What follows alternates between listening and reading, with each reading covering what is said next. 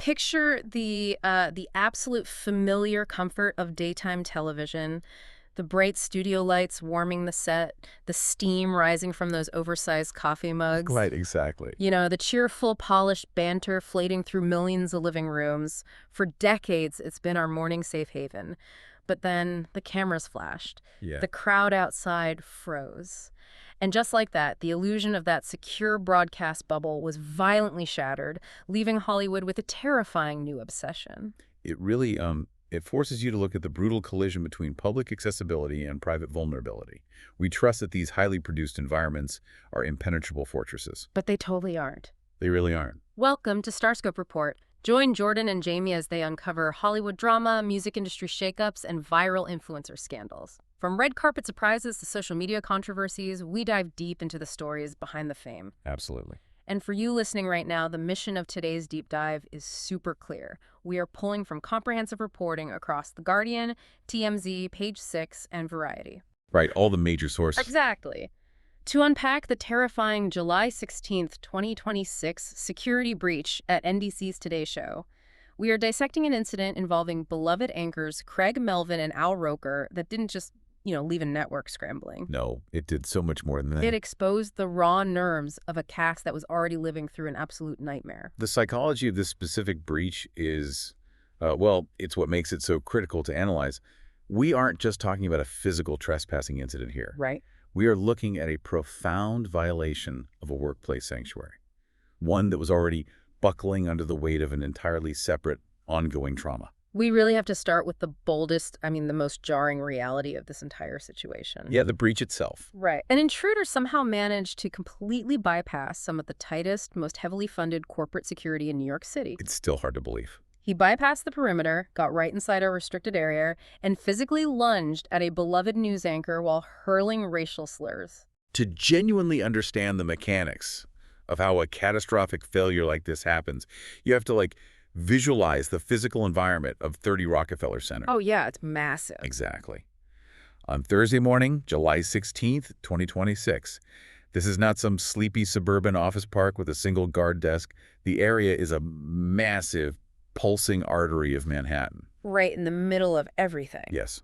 And out on the Plaza that morning, NBC is hosting this massive World Cup fan zone event. You have thousands of tourists, screaming fans, production crews hauling cables. Absolute mayhem. Total mayhem. Massive crowds completely surrounding the glass perimeter of Studio 1A. It's a complete sensory overload, just a chaotic, buzzing hive of energy where, everyone is moving in 100 different directions. Which is actually the perfect cover. Really? Yeah. The architecture of Studio 1A was literally designed in 1994 to break down the wall between the broadcaster and the public. It invites the chaos right up to the glass. Oh, wow. I never thought of it that way. So at around 9:00 a.m., amidst all this bustling morning television energy, we have a 41-year-old man from Manhattan named Andrew Truelove. Okay. He's carrying a backpack. And he's wearing a wrinkled button-down shirt, sweat shorts, and sandals. I have to pause on that visual because the contrast there is staggering. You have this highly polished, million-dollar television production environment. Everyone is in tailored suits, perfect makeup. Right. Clipboards, earpieces, the whole 9 yards. Exactly. And this guy in sweat shorts and sandals just slips right past the iconic gold doors. I mean, how? Well, he does. He breaches the outer security ring and makes his way into a highly secured stairwell near Studio 1A. And according to the police reports, he is on a very specific mission. This is the scary part. He is actively hunting for Al Roker. Wow. Yeah. But when he realizes Roker isn't in that immediate vicinity, he pivots. He turns his attention to co-anchor Craig Melvin, who happens to be right near his dressing room. And this is the moment where it just escalates into sheer terror. We are talking about an 8 to 10-second window where the absolute worst-case scenario plays out. The very fast, very terrifying window. Truelove lunges at Melvin and begins shouting a racial slur at him. And, both Melvin and Roker are black, which immediately injects this sinister, targeted, bias-driven element into the whole breach. It changes the entire nature of the crime. It really does. But I want to push back on the logistics here because this is the part that genuinely baffles me. Think about a bank vault. Okay, a bank vault. If a guy in sweat shorts just strolls into a bank vault during business hours, someone tackles him instantly, immediately. Right, he wouldn't make it 5 feet. Exactly. So how does an unauthorized person physically navigate the turnstiles, the keycard swipes, and the human guards of one of the most secure broadcast buildings on Earth? It's a great question because it really exposes the flaw in how we think about corporate security. Mm. We imagine impenetrable laser grids, right? Like out of a movie. Yeah, exactly. But physical security is heavily reliant on human psychology. In the security industry, there is a concept called tailgating or piggybacking. Oh, like when you just walk in behind someone else. Exactly. When a massive entourage for a celebrity guest flows through a checkpoint, say 12 people moving quickly, talking loudly, carrying garment bags. Right, which happens constantly at the Today Show. All morning long. An intruder can simply walk with purpose right behind them. Security guards are human. If someone acts like they belong there and the guard is distracted for a fraction of a second by the sheer volume of people passing through, The perimeter just evaporates. the perimeter evaporates. It is social engineering in its rawest form. That is terrifying. So it's less about hacking a keypad and more about just exploiting human blind spots. Precisely. But what we really need to focus on here is the mechanism of Craig Melvin's response. The body's natural physiological reaction in an ambush is fight, flight, or freeze. Right. The adrenaline just spikes. Adrenaline dumps into the bloodstream in milliseconds, narrowing your vision and skyrocketing your heart rate. Many people simply freeze in that situation. Which is totally understandable. Completely. Yeah. But Melvin didn't.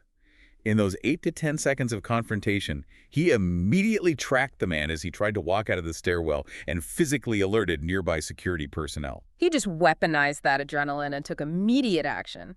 That quick thinking probably prevented a much, much darker outcome. Undoubtedly. Security managed to detain the intruder on the first floor before he could disappear back into that massive crowd outside. My goodness. Seriously, they immediately notified the NYPD detail stationed right outside 30 Rock. And by 9:100 a.m., the NYPD's Midtown North Precinct officially had Truelove in handcuffs. No physical injuries. Which is the best possible conclusion to the physical threat.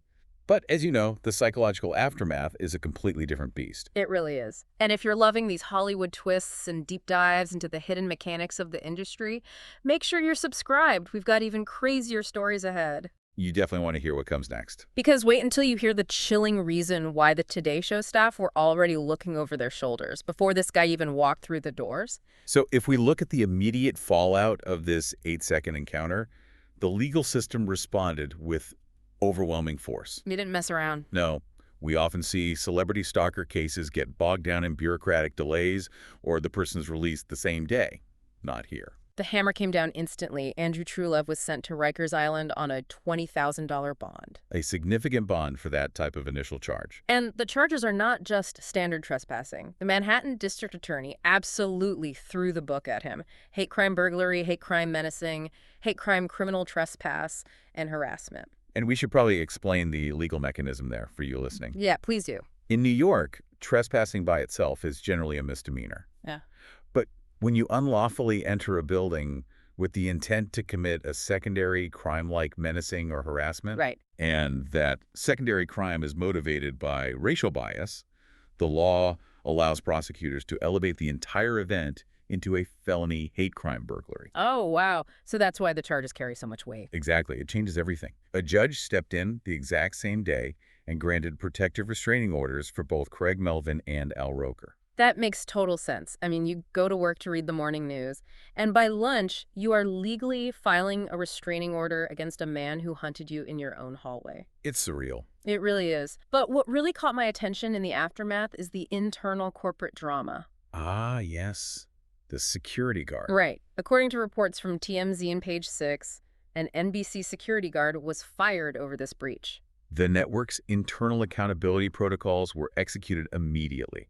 They had to show they were taking action. But I want to debate this with you because I'm just not convinced it's fair. The insider reports state that security footage showed 2 guards assigned to the desk at the time of the breach. Right, a standard 2-person post. One of the guards stepped away for a moment. The remaining guard completely missed Truelove slipping into the restricted area. NBC fired the remaining guard. Yep. Is this just a classic corporate scapegoat situation? Because sources inside the Today Show said the staff was incredibly saddened by this. The guard who was fired was reportedly super well-liked and had been there a while. The scapegoat debate is incredibly valid here. If we analyze the logistical reality of securing 30 Rock, Firing one guard feels like putting a Band-Aid on a structural hemorrhage. That's a great way to put it. The building is a security professional's worst nightmare. It is completely open to the public. There is a working coffee shop situated directly inside the security perimeter that staff and approved guests use to get in and out. I've been there. It's so busy. Exactly. You have constant cross-traffic of unvetted citizens and highly sensitive VIPs right next to each other. It's like trying to secure a highly classified government facility that also happens to have a public Starbucks in the lobby. It's a total paradox. That is exactly the issue. And when a two-person post is reduced to one person, that remaining guard's field of vision is massively compromised. They are scanning monitors, checking IDs, answering radios, and watching the floor. They can't look everywhere at once. You can't.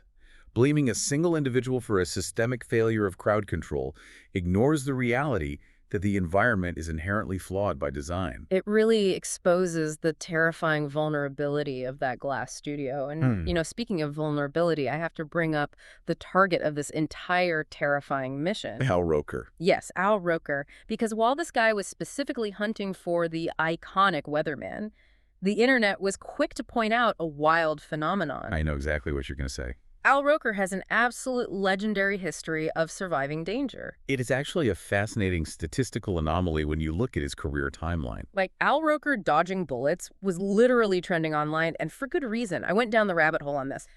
The man is essentially invincible. He's been through a lot. Back in 2005, he was reporting live during Hurricane Wilma and was captured on camera being physically swept off his feet by catastrophic wind gusts. Right. The footage is intense. Then he reported live on the ground during the September 11th attacks.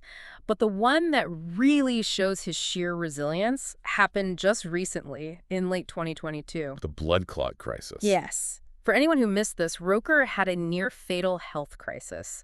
He developed severe internal bleeding and blood clots in his lungs. It was very touch and go. He was rushed to the hospital, lost half the blood in his body, and had to undergo a brutal 7-hour surgery. He legitimately almost died. But he pulled through. But he didn't just survive. He came back to the anchor desk with a huge smile. He always survives. The physical resilience he possesses is undeniable. However, we really have to draw a distinction between natural disasters or biological crises and a targeted human threat. oh, absolutely. That's totally different. Surviving a hurricane or a blood clot is a battle against nature. Surviving a psychological terror event in your own workplace, knowing someone was specifically hunting you, that leaves a completely different kind of scar tissue. That is such a crucial point. It's the violation of your safe space. And later in this deep dive, we are going to talk about the shocking twist involving a missing family member that proves this studio was already living in a nightmare. The context surrounding this July breach makes the entire situation infinitely more tragic. It really does. Let's pull back the curtain on the dark shadow that was already hanging over Studio 1A. We have to talk about the Savannah Guthrie connection. If we look at the timeline, this breach occurred at the absolute worst possible moment for the Today Show family's collective mental health. It couldn't have been worse timing. According to network reports, NBC had already taken massive steps to beef up their security protocols earlier in the year. They were working directly with the NYPD. Right, and they didn't do this because of general run-of-the-mill threats, right? No, not at all. They did this because of an active, horrific tragedy involving their lead co-anchor, Savannah Guthrie. This detail just breaks my heart. On February 1st, 2026, Savannah Guthrie's mother, Nancy Guthrie, was abducted from her home in Arizona. A terrible situation. And as of this broadcast in mid-July, she is still missing. That is correct.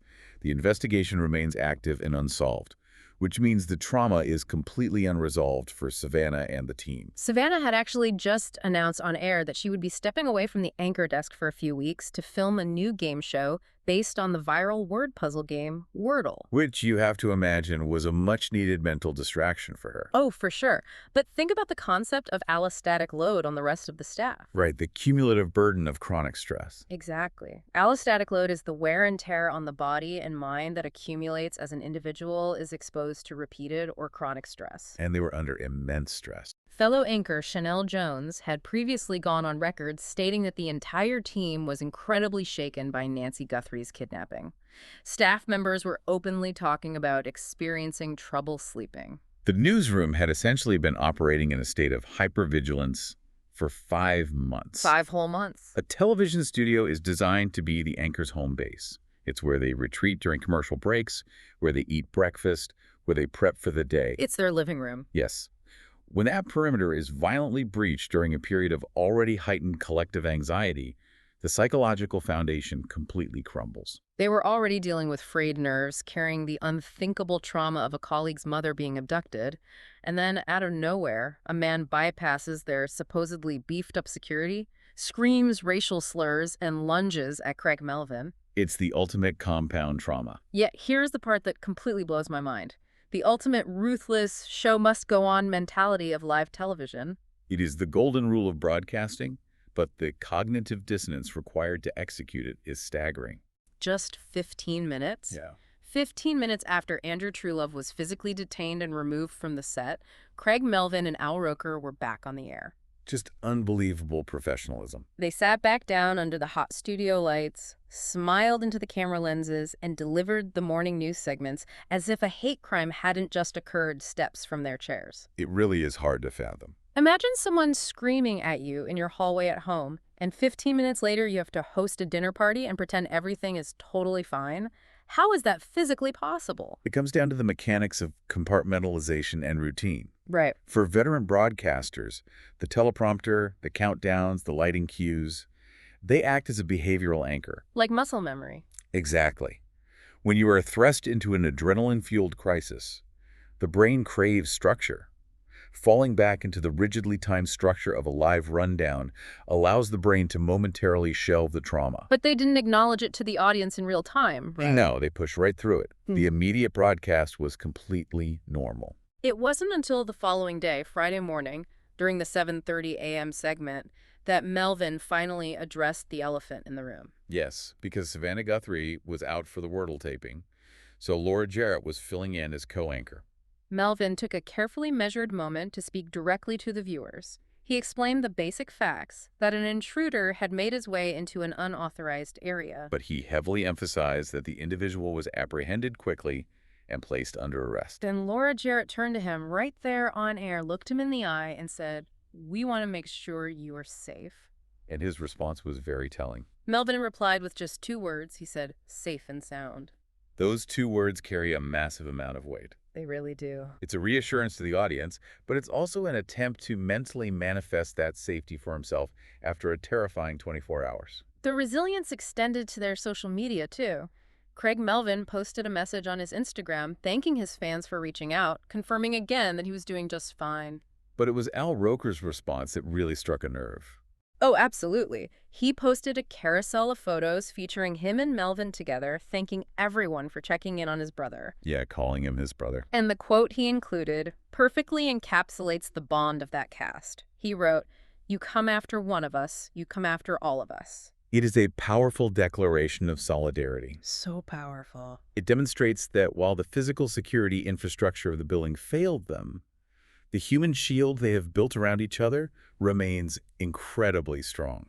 You come after one of us, you come after all of us. It gives you chills. It really does. And hey, stay tuned and hit that subscribe button so you don't miss what's coming next in our deep dives. This entire incident raises a profound question for you, the listener, to ponder as we analyze the future of entertainment. I feel like things have to change after this. We live in a cultural era where radical accessibility is constantly demanded of public figures. Fans expect to feel close to the stars. They want the behind-the-scenes access, the morning show Plaza views, the constant social media updates. But with public coffee shops situated directly inside studio perimeters, massive celebrity entourages flowing unchecked through security bottlenecks. Right. And the relentless 247 accessibility of modern media is the very concept of a secure set, just an outdated illusion. That's the million-dollar question. Are our favorite broadcasters ever truly safe when they are, by the very nature of their jobs, quite literally inviting the public into their living rooms every single morning? It's a haunting thought. That glass separating the studio from the street is starting to look awfully fragile. You've been listening to Starscope Report, where Jordan and Jamie uncover the stories shaping Hollywood, music, and pop culture. Thanks for tuning in, and don't forget to subscribe for more stories that keep the stars shining.